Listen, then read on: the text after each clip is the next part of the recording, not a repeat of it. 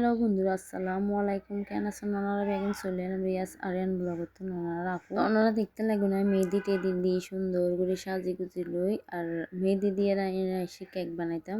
Surprise cake বানাইম, অবশ্যই ওনারা দেখিবেন। হয়তো ছোট ছোট ব্লগ হতো ওনারা দেখুন কিনলে বানাই কেক। তো এই সারপ্রাইজ কেক ভাই অবশ্যই শেয়ার ন করি, অবশ্যই গজিম কি দুই একদিন ভিতর আর এরকম ব্লগও বানাই না পারে তাল্লা করি না পারে। এই তো আর ফোয়ার বার্থডে ওনারা অর্ধেক শেয়ার হয়ে যায়, অর্ধেক শেয়ার না করি কি গেছি রান্না বান্নাতে শেয়ার করছি।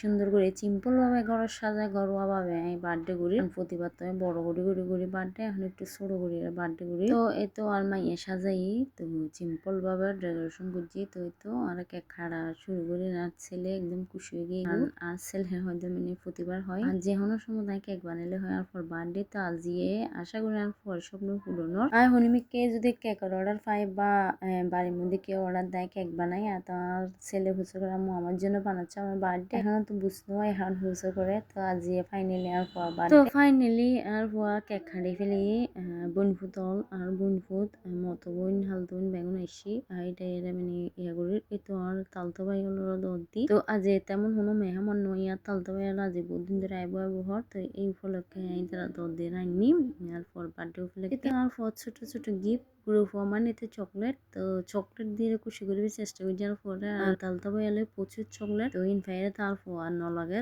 বহুত কিছু হয়ে ফেলি। তো মিলি আর ফলে দোয়া করবেন বেগুনে আর ফজন সুস্থ থাকে শান্তি থাকে। তারপরে তো কি কি রান্না করছি লাস্ট পর্যায়ে আবারও দাহের অন্যরা তারপরের দিনও রান্না আগের দিনও রান্না তো অনলে শেয়ার করছি।